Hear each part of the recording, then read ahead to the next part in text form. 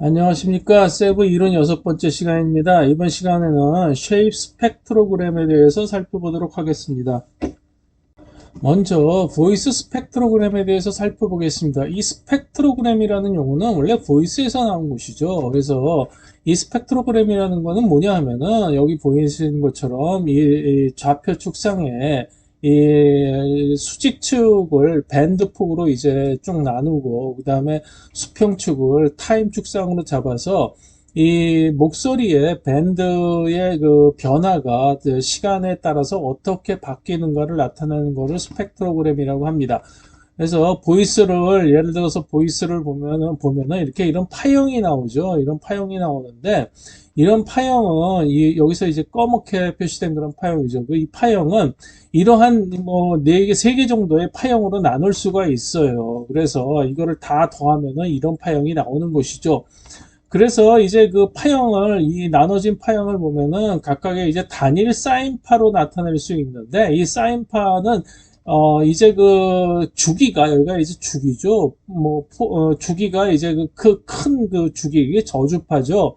그 다음에 이거는 이제 짧은 거는 고주파고, 그 저주파서부터 고주파의 단일 사인파의 어떤 그 크기에 따라서 이런 식으로 이제 나누어서 표시를 할 수가 있다는 겁니다. 그래서 그게 이제 이렇게 나누어진 게 밴드죠. 그래서 여기 아래쪽이 이제 여기 저주파에 해당되는 거가 이제 아래쪽이고, 위쪽이 이쪽에 이제 고주파에 해당되는 게 이제 위쪽인데, 보통 우리가 사용하는 전축에서는, 오디오 전축에서는 이제 그 고주파 쪽을 트래블이라고 그러고, 저주파 쪽을 이제 베이스라고 해서 간단하게 이제 그 트래블하고 베이스로 나누고, 그 다음에 스테레오로 나누는 이런 식으로 그냥 간단하게 나누는 것을 볼 수가 있습니다.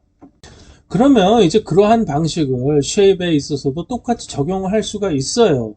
그래서 전 시간까지 말씀드렸던 게 이러한 어떤 하나의 이미지를 보면은 그거를 이제 RF로 나눠서 처리한다고 말씀을 드렸죠. 그 RF라는 것 자체가 그게 밴드예요. 그러니까 2차원 밴드라고 볼 수가 있는데 이게 쉐입 밴드죠. 이게 오디오 밴드는 이런 식으로 뭐 저역에서부터 고역까지 이렇게 나누어서 이제 크기별로 이렇게 나눌 수가 있지만 이 쉐입에서는 그 크기, 이 RF의 크기가 이제 크기라고 볼 수가 있는 것이죠. 그 다음에 이 RF가 이게 작으면 작을수록 고역이라고 볼 수가 있는 거예요. 그래서 그거가 이제 우리가 보통 보는 TV나 영화 같은 거 보면 이제 그 1초당 그 몇 프레임을 이 시간 축상으로 프레임을 이제 이런 식으로 딱 샘플링을 해서 1초당 몇 프레임씩 보여주면 그게 이렇게 움직이는 것처럼 보여지는 거죠. 그게 이제 에디슨이 발명한 이제 활동 사진인데 이렇게 쉐입 축상에서 쭉 보여지는 이거 자체, 즉 그러니까 영화나 TV처럼 되는 거를 쉐입 스펙트로그램이라고 그래요. 근데 이제 특별히 여기 스펙트로그램이 붙었다는 거는 뭐냐 하면은 이거를 이미지를 단순하게 그냥 이렇게 그냥 연속적으로만 보여주는 거가 아니라 이거를 다 분석을 했다는 거죠. 그러니까 밴드별로 다 분석을 한 거예요. 여기서 밴드별로 분석을 해서 밴드별로 분석을 하고 나면은 이게 작은 RF에서는 눈 같은 게 걸리겠죠. 이게 깜빡거리면 윙크를 하는구나. 우리가 알고 있는 거죠. 그 다음에 중간 정도 밴드에서는 이제 입술이 이제 입꼬리가 올라가고 이런 거를 이제 볼 수 큰 거에서는 이제 뭐 미소를 짓고 이제 스마일즈 미소를 짓고 해서 그런 게 전체적으로 통합이 되면 우리가 저 사람이 이 스마일을 하고 있구나. 그래서 이 사람이 지금 나를 좋아하거나 기분이 좋은 상태구나, 러브하구나 이런 거를 이제 알 수가 있는 거예요. 그래서 이러한 모션까지 가미된 어떤 그러한 RF 분석 이런 거를 이제 쉐입 스펙트로그램이라고 여기서 이제 세브에서는 이름을 붙인 겁니다. 그러면 이제 생후 성장시에서 모션 벡터라는 거를 좀 알아볼 필요가 있어요. 프레임 레이트하고. 여기서 보시면은 이제 이게 4옥타브로 나눈 거죠. 이제 옥타브에 대해서도 이제 굉장히 많이 말씀을 드렸습니다. 그래서 이 저역 쪽에서는 처음에 이제 생후 딱 태어나서 이제 보면은 여기서 저역만 이 로우 옥타브만 동작한다고 말씀을 드렸죠. 이렇게 로우 옥타브만 동작을 하는데 이게 지금 로우 그 이미지만 로우 저해상도로 가는 거가 아니라 프레임 레이트도 굉장히 적어요. 왜냐하면은 어떠한 이거는 흐릿한 그런 이미지이기 때문에 그 흐릿한 이미지에서는 이제 경계선이 무너집니다. 에지 쪽이. 그래서 완전히 아주 작은 움직임 같은 경우는 경계가 무너지기 때문에 그거는 알아차릴 수도 없어요. 해상도가 낮아서. 그러니까 해상도가 낮은 상태에서 프레임 레이트만 놀려봤자 아무 소용이 없기 때문에 이렇게 프레임 레이트를 듬성듬성 갖고 가게 됩니다. 그래서 여기서 표시되면은 이거는 이제 오디오 처음 말씀드린 보이스 쪽으로 하자면 이런 식으로 길게 표시된 이제 저주파 쪽이라고 할 수가 있고, 이게 점점 하이 옥탑으로 올라오면은 이게 고주파 쪽에서 이제 굉장히 촘촘하게 움직이는 고주파 쪽이라고 볼 수가 있겠죠. 프레임 레이트가 점점 커지는 거예요. 이제 성장하면 성장할수록. 그래서 이러한 모션 벡터를 여기서 이제 구하게 되는데, 모션 벡터는 이제 구하는 모션 벡터의 어떤 구하는 영역은 사실 똑같습니다. 여기서 만약에 이제 플러스 마이너스 5 정도로 이제 동일하게 낮다 그러는데, 그건 놓기 나름인 거이겠죠. 이건 지금 크게 이게 로우 옥타브고 이게 하이 옥타브인데, 여기서는 비교를 위해서 그냥 크기를 동일하게 놓은 겁니다. 원래 사이즈를 줄이면 이거 요만하게 되겠죠. 요만하게 돼가지고 이거는 낮은 해상도에서 구하다 보면은 얼굴 같은 큰 움직임밖에는 이게 디텍션이 안 돼요. 그런데 이제 점점 성장하면 성장할수록 이제 여기서 작은 움직임 그런 것들이 이제 디텍션이 되겠죠. 그래서 하이 옥타브 쪽에서는 눈을 깜빡거리는 그런 경우도 이제 디텍션이 되고, 이렇게 성장하면서부터 좀 더 디테일에 대한 어떤 그러한 움직임까지 전부 감지를 할 수가 있어요. 그렇지만 태어나서는 이런 식으로 아주 큰 움직임, 뭔가가 움직인 그런 거밖에는 이제 감지할 수가 없게 되는 거죠. 동물인 같은 경우에는 예를 들어서 예를 들어서 태어났는데 자기가 이제 활동량이 그렇게 크지를 않으니까, 몸의 움직임이 그렇게 민첩하거나 그렇게 되지는 않겠죠. 처음에 태어나서부터는. 그러면은 예를 들어서 굉장히 빠르게 움직이는 동물들이 포식자가 접근해 온다. 그러면은 방법이 없어요. 어차피 도망가지도 못하니까. 그러니까 그런 빨리 움직이는 거에는 대응하지도 못할 테니까 어차피 먹히는 수밖에 없겠죠. 그런 경우는 굉장히 이제 안타까운 식으로 먹히는데, 결국은 이제 자기 상태가 그런 식으로 되니까 이게 천천히 움직이는 그런 물체만을 탐색한다. 어떻게 보면은 이제 효율을 이제 좀 극대화시켰다, 이렇게도 볼 수가 있는데, 하여튼 간에 태어나서 직후에는 어떤 낮은 굉장히 느리게 움직이고 그런 움직임밖에는 탐색을 할 수가 없다. 이거는 RF하고도 이제 같은 식으로 생각을 하시면 될 것 같습니다. 그래서 이제 모션 벡터 패턴에도 오목블록이 있다고 말씀을 드렸는데, 이것도 결국은 마찬가지예요. 보면은 이거는 우리는 이제 하나의 이미지, 그동안은 하나의 이미지 내에서 RF를 가지고 이제 작은 디테일은 작은 RF로, 그 다음에 큰 움직임은 이제 큰 RF로, 이런 식으로 이제 밴드별로 디텍션을 하고 이제 그랬었죠. 그런데 저기서도, 그러니까 타임 와이즈한 어떤 그러한 움직임에서도 마찬가지예요. 그래서 마찬가지라서 이렇게 타임 축상으로 이렇게 프레임별로 쭉 나눠보면은 이거를, RF를 그러니까 크게 잡고, 그 다음에 작게 잡고 이럴 수가 있어요. 그러니까 RF를 크게 잡았다는 거는 아까도 말씀드렸듯이 그러니까 이거를 시간축에서의 로우 옥타브라고 볼 수가 있는 거예요. 그래서 시간축에서의 로우 옥타브고, 이거는 이제 미들 옥타브가 되겠죠. 그래서 이제 시간축에서의 로우 옥타브 내에서는 이제 RF를 좀 범위를 크게 잡아서 천천히 움직이는 어떤 이런 식으로 밋밋하게 움직이는 그러한 움직임들을 잡아낼 수가 있는 것이고, 그렇지 않고 이제 적당히 좀 빠른 그런 움직임은 RF를 줄여서 그런 식으로 이제 찾아낼 수가 있는 거예요. 그런데 이러한 이 타임 축에서는 전체적으로 전부 다 빨라지는 경우, 그러니까 시속 예를 들어서 50km로 움직이다가 모든 물체가 전부 다 100km로 움직인다. 그러면은 이제 속도가 2배가 된 경우죠. 그러면 이쪽에 타임 축상이 줄어들게 돼요. 그렇죠? 프레임은 이제 프레임의 절반이 되는 거죠. 프레임이 반 정도 되면서 이제 남아있는 그 프레임별로 따지고 보면은 이제 RF가 이런 식으로 큰 RF가 없어지고 작은 RF들만 이제 남아서 속도가 2배인 경우가 이제 탐색이 되게 돼요. 그래서 속도가 빠르면은 속도가 빠른 거하고 이제 그 느린 거하고를 두 개를 비교를 해보면은 여기서의 이제 그 타임 축상에서의 오목볼록이 여기서는 이게 길이가 줄어든 형태로 나옵니다. 그러니까 모양은 거의 비슷해요. 모양은 거의 비슷한데 이게 줄어든 형태로 나오고, 그거를 속도가 빠르냐 크냐라는 거를 보정하는 거를 보통 이제 DTW라고 그래요. 그러니까 다이나믹 타임 와핑이라고 그래가지고 DTW를 적용을 시켜야지 돼요.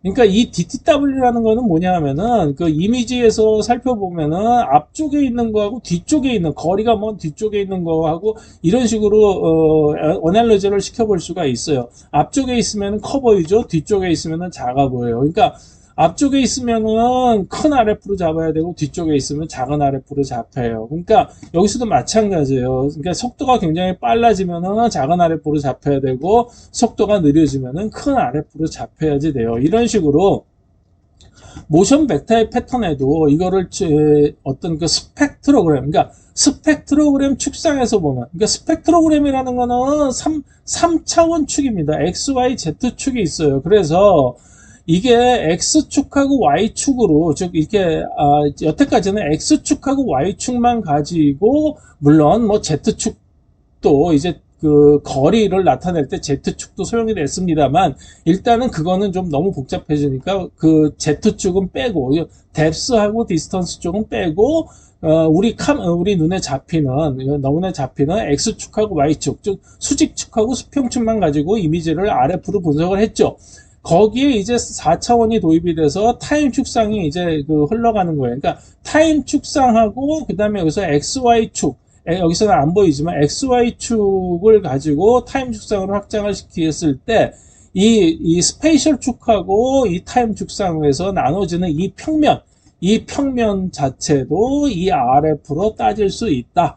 그리고 이 RF로 따졌을 때 이 선에서의 어떠한 그러한 이 형태, 이 포락선이죠. 이제 그 포락선의 곡렬 형태를 가지고 어떠한 모션이 진행이 됐구나 하는 거를 알 수가 있는 겁니다. 그래서 이 경우는 뭐냐 하면은 저작 도구에서 이제 트위닝이 했는데, 이 트위닝이라는 게 그런 거예요. 저작 도구에서는 보통 어떻게 하냐면은, 물론 우리 눈에서도 그렇게 합니다. 우리 뇌에서도 그런 식으로 합니다. 그러니까 쭉 타임 축상에서 모든 거를 다 잡을 수가 없어요. 그렇기 때문에 어떤 물체가 급격하게 변하거나 방향이 꺾이거나 그러는 면에서 키프레임을 잡아요. 그래서 여기서는 키프레임이 여기 잡히고, 그 다음에 20프레임에서 하나 잡히고, 40프레임에서 잡히고, 여기서 이제 50프레임에서 하나 잡혔어요. 그래서 키프레임을 봤을 때 이런 식으로 물체가 회전하면서 멀리 가는 식으로 간다라고 하면은, 그 사이는 전부 그 모든 거를 다 기억하는 게 아니라 사이는 전부 인터폴레이션을 해버립니다. 그래서 인터폴레이션을 했을 때 우리가 어떤 식으로, 여기는 어떤 식으로 움직였어, 여기는 어떤 식으로 움직였어, 그리고 여기는 어떤 식으로 움직였어를 하나의 어떠한 대표 패턴으로 나타내는 것이 바로 트위닝이에요. 그러니까 우리 뇌에서도 그런 식으로 중간중간에 가다가 꺾었고, 여기서 다시 천천히 가다가 뛰었고, 이런 식으로 이제 기억을 하게 되는 거죠. 그래서 키프레임 사이에 빈 프레임들을 메꾸는 인터폴레이션 방법인데, 이 트위닝하는, 즉 인터폴레이션 하는 방법에서도 굉장히 이렇게 여러 가지가 있는 거예요. 여기서도 보시면은 아까도 말씀드렸듯이 여기서 이제 그 포락선 저게 있다고 그랬죠? 이제 오목볼록이 있다고 그랬죠? 그 오목볼록을 나타내는 그러한 패턴들의 여러 가지를 이제 나타낸 겁니다. 그래서 이러한 사이누소이달, 쿼드러틱, 큐빅, 쿼드러틱, 퀸텍, 이런 거는 거의 익스포넨셜, 이런 거는 대충 비슷하게 알 거예요. 컨스탄트, 가다가 팍 튀는 거고, 그 다음에 이제 베지어는 이제 스무드하게 올라가는 거고 이러는데, 특별하게 이제 여기서 재밌는 게 뭐냐면 바운스. 공 같은 거를 튀길 때, 공 같은 거를 튀기면은 공이 여기서부터 놓으면 톡 튀겨서 톡톡톡톡 이제 떨어지겠죠. 그런 거를 나타낼 때 우리도 여기서 이 극점에 해당되는 그 포인트, 키 포인트들만 이제 그 우리 눈에서 뇌에서 기억을 하는 거죠. 그 다음에 일레스틱은 이게 스프링 같은 게 튀길 때 이런 식으로 튀기고, 이제 여기서는 이제 어떤 그 자동차가 댐핑을 할 때 이런 경우가 있는데, 이런 경우 모든 거를 이제 대표 패턴으로 해가지고 중간중간을 이제 인터폴레이션 할 수 있도록 그런 트위닝 기능을 만들어 놨습니다. 이게 바로 이제 뇌가 저장하는 방식을 이제 모방을 한 게 되겠지요. 그럼 모션을 이제 살펴보겠습니다. 모션은 어떤 식으로 움직이는 게 있는가? 첫째로 이제 가장 많이 있는 게 이제 병진 운동이죠. 이제 우리 눈에서 볼 때 이제 수평이나 수직적으로 움직이는 경우에, 이런 경우는 모션 벡터의 방향키가 비슷합니다. 여기서도 이제 오토바이가 앞으로 쭉 나가는 거죠. 물론 이제 그 택시도 여기서 이제 앞으로 나가는 건데, 오토바이가 여기서는 이제 색깔별로 이제 그 방향을 표시를 했어요. 색깔이 오른쪽으로, 그러니까 오른쪽이나 왼쪽으로 가는 거는 이제 초록색으로 표시가 됐는데, 오토바이 자체만 거의 이제 초록색으로 되는 거를 표시되는 거를 보실 수가 있죠. 여기서 이제 초록색의 색깔이 짙고 밝고 하는 거는, 밝은 거는 빠른 거고 모션 벡터가 큰 거고, 어두운 거는 모션 벡터가 좀 작은 겁니다. 이런 식으로 표시를 해서, 이런 경우는 모션 벡터가 제로가 나온 경우고, 그래서 이런 식으로 이제 그 표시를 해서 이 모션 벡터를 구해보면은 대충 한 방향으로 가는 모션 벡터들은 거의 동일한 물체다라고 판단을 할 수가 있어요. 이제 그래서 모션 벡터가 프레임을 가면서 봤을 때, 이제 아까 말씀드렸듯이 뭐 중간에 어떤 트위닝이 행해질 수는 있겠지만, 그러니까 속도가 빨라졌다 늦어졌다 하면서 할 수도 있겠지만, 어떠한 이러한 타임 축상에 이제 RF를 씌우면은, 이제 모션 벡터를 구하면은 이제 병진 운동 같은 경우는 쉽게 물체를 떼어낼 수가 있다. 이거를 말씀드릴 수가 있어요.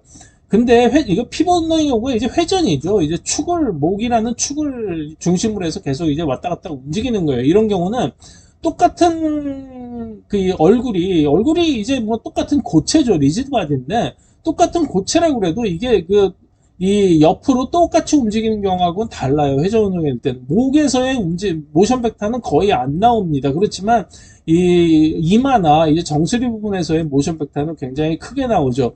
그래서 이런 회전 운동이나 이제 피벗 운동 같은 경우를 알아내기 위해서는 모션 벡터를만 구해가지고는 같은 영역으로 묶기가 굉장히 어려워요. 그래서 이런 경우는 어떤 식으로 해야 되냐면은, 먼저 물체 인식이 선행이 되어야 됩니다. 그래서 전에도 세부 쪽에서 모션 벡터를 설명을 할 때 많이 말씀을 드렸는데, 바람개비라든가 선풍기가 돌아간다든가 어떠한 그러한 회전 운동은 날개 끝에 모션 벡터하고 날개 가운데 축의 센터에 가까운 모션 벡터가 달라져요. 그래서 그거를 달라졌다고 해서 그거를 선풍기 날개를 뭐 몇 개씩 쪼개가지고 물체를 나눌 겁니까? 그렇게는 않죠. 그래서 이거는 물체 인식이 선행되어야지 된다, 이렇게 말씀을 드릴 수가 있어요. 근데 이렇게 피벗 운동이나 회전 운동을 할 때는 좌표를 만들 때 이런 식으로 중간에 우리가 연골이 있듯이 연골 좌표를 중간에다가 놓고, 왜냐하면은 이 좌표는 수직 좌표일 수가 있거든요. 몸 상태는 수직 좌표인데, 수직 좌표에다가 갑자기 구좌표로 움직이는 거를 맞추려면은 힘드니까 거기다가 연골 좌표에 해당되는 구좌표를 씌우고, 이 피벗 움직이는 조이스틱 같은 그런 거를 이 구좌표상에서의 좌표로 나타내면은 굉장히 이제 편리하다. 그래서 이제 이렇게 적어 놓은 것이죠.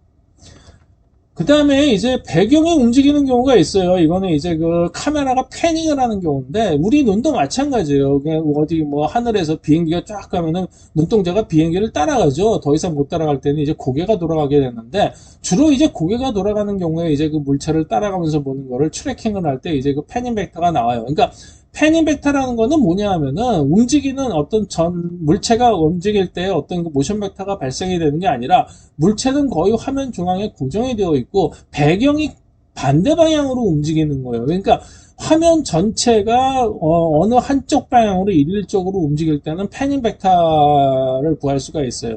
이 패닝 벡터는 사실 비교적 구하기가 쉬워요. 왜냐하면 배경이라는 것 자체가 배경 내에서의 어떤 그 물체의 움직임은 거의 없잖아요. 그렇기 때문에 배경 내에서 모션 벡터를 구해보면은 거의 보면은 다 동일하게 나옵니다. 그러니까 화면 전체가 거의 모든 블락에 있어서 전부 다 거의 동일하게 벡터가 나온다. 한쪽 방향으로. 그러면 이거는 패닝 벡터입니다. 그래서 이 패닝 벡터도 마찬가지지만 이 물체가 빠르게 움직이는 경우하고 중간쯤하고 빨리 움직이는 경우가 있는데, 물체가 이제 이런 식으로 움직이게 나면은 그 배경은 이제 반대쪽으로 움직이겠죠. 그것도 마찬가지로 패스트한 경우에서는 이제 로우 옥타브 쪽에서 이제 검출이 되고 이제 노란색으로 표시됐죠. 그 다음에 그 낮은 경우에서는 속도가 늦은 경우에 있어서는 이제 하이 옥타브 쪽에서 이제 검출을 해낼 수가 있어요. 그러면 지금까지 해온 이런 모션이라는 거는 이제 굉장히 중요한데, 이 모션은 언어의 동사와 연결이 돼요. 즉 기능이죠. 그러니까 이 모션 벡터에 아까 말씀드렸듯이 어떤 모션의 패턴을 인식을 함으로써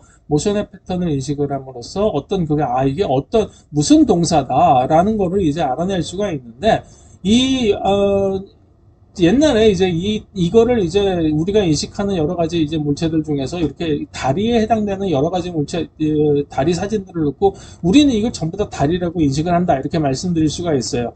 이거는 형태가 다 다르기 때문에 이 형태만 가지고 이게 다리라는 거를 알아차릴 수가 없습니다. 그래서 이거는 기능에 해당되는 거예요. 즉, 다리라는 거의 기능은 뭐냐 하면은 우리가 차량이나 뭐 사람이 아니면 동물이나 그래서 한쪽에서 다른 쪽으로 건너갈 때 그거를 쉽게 건너갈 수 있도록 그렇게 발판을 마련해 주는 거가 다리라고 할 수가 있겠죠. 그래서 다리라고 인식을 하는 건데, 그러면은 그렇게 쉽게 건너갈 수 있다는 거에 베이스는 뭐가 있냐면은 건너간다라는 게 있는 거예요. 뛰어가든 뭐 걸어가든 뭐가 이제 건너가는 거죠. 그러니까 이 정도면 건너갈 수 있겠다 이렇게 판단이 서야지만 이게 다리라고 우리가 말을 할 수가 있는 거죠. 그래서 사실은 보면은 이제 스펙트로그램으로, 그러니까 기존에 여태까지 이제 이미지 자체만 분석을 했을 때는 이게 이 동사하고 연결이 안 되고 주로 명사하고 연결이 됐었습니다. 쉐입은 이제 명사죠. 그래서 이제 명사하고 연결이 됐었는데, 이게 그 스펙트로그램을 통해서 이제 그 모션 벡터를 구하게 되면은 이런 식으로 동사하고 연결이 돼요. 그러니까 이거는 이거 점점이만 네 프레임만 보여줬는데, 이거 대충 보면 이거 걷는 거구나라는 거를 우리가 금방이라도 알 수가 있어요. 그 왜 그러냐 하면은 여기가 이제 모션 벡터가 이제 이 관절에서, 특히 우리 것을 걸을 때는 관절에서의 모션 벡터가 굉장히 중요합니다. 그거 이제 키포인트라고 할 수가 있는데, 그 키포인트들에서의 그 관절점에서를 키포인트로 놓고 모션 벡터를 구하기 때문에 우리 뇌에서 그 점들에 대한 어떤 그러한 움직임의 패턴이 저장이 되어 있는 거예요. 그러니까 그 움직임의 패턴이 계속 이런 식으로 간다 그러면 이거 걸어가는 거구나 알 수가 있는 거죠. 물론 이렇게 되면은 이거는 뛰어가는 거를 다 알 수가 있는데, 왜냐하면은 관절만 이건 모션 벡터만 가지고 우리가 판단하는 경우고, 이건 직접 사람이 뛰는 거를 보니까 이거 프레임별로 보면 뭐 대충 뭐 빨리 뛰는 건 아니지만 이제 그 정도 어느 정도로 뛰네라고 할 수가 있지만, 뛰는 동작은 이제 MV가 역시 이런 식으로 이제 따라가게 되는 거예요. 그래서 여기서도 보시면은 이거는 이제 뛰는 거고 이거는 걷는 거고 인식인데, 하여튼 간에 이건 원이고 이건 워크인데, 다리라는 거는 뭐냐 하면은 하여튼 뭐 한쪽 곳에서 다른 쪽으로 런이나 워크해서 그거를 크로스할 수 있는 기능을 갖는다. 이렇게 즉 기능에 따라서 그 물체를 구분하게 되는 것이죠. 그래서 이제 스펙트로그램이 도입이 되면은 이제 기능을 따질 수가 있고, 그 기능에 따라서 그 물체를 구분을 해야 되는 거예요. 아까도 굉장히 말씀드렸지만 타임축이라고 해서 달라진 거는 없습니다. X, Y축의 Z축에서 Z축을 빼고 그냥 T축을 넣었다고 생각하면 돼요. 그러면은 그냥 T축을 그냥 하나의 그냥 좌표로 인식을 해서 그거를 그냥 거기서도 RF 따지고, 그 다음에 우리가 했던 쉐입 토큰 도입하고 그런 식으로 전부 도입을 해도 돼요. 그러니까 그런 식으로 이제 쉐입 토큰이 대신에 주로 쓰이는 게 이제 모션 벡터인데, 타임 축에서는 어쨌든 그런 식으로 이제 그 기능을 도입을 해가지고 이제 물체를 이 물체가 어떤 식의 물체다, 동사를 이용한 어떤 물체다라는 걸 판단할 수가 있어요. 근데 형태가 같은 형태라도 뭐 물망이가 주목적이면 그거 댐이라고 하죠. 근데 댐도 뭐 건널 수 있는 거잖아요. 그 위쪽으로. 그죠? 그런 걸 다리라고 하냐? 그러지 않죠. 댐이라고 해요. 그 다음에 건널 수 있는 또 한 가지가 쇠줄로 연결된 거. 강에서 쇠줄로 쫙 타고 들어가는 게 짚라인이라고 그러죠. 그건 짚라인이라고 그래요. 다리라고 안 그러죠. 그러니까 같은 형태라고 해도, 그 다음에 이제 그 같은 형태라고 해도 기능이 달라지면은 그거를 이제 대표하는 언어가 이제 다르게 쓰인다. 이거를 이제 알아두시면 될 것 같아요. 그러면은 이제 형태를 스펙트로그램을 통해서 이제 4차원의 그 모션까지 확장을 시켰습니다. 그래서 이제 남은 거는 3차원의 우리가 2차원 카메라로 봤을 때 2차원으로 보고 있는데, 그럼 그 2차원을 보고서 그 다음에 우리가 이게 3차원이구나, 그러니까 어떠한 그 3차원적인 어떤 형태를 갖는구나라는 거는 어떻게 알아차릴 수 있는가 하는 거에 대해서 설명을 드리도록 하겠습니다. 경청해 주셔서 감사합니다.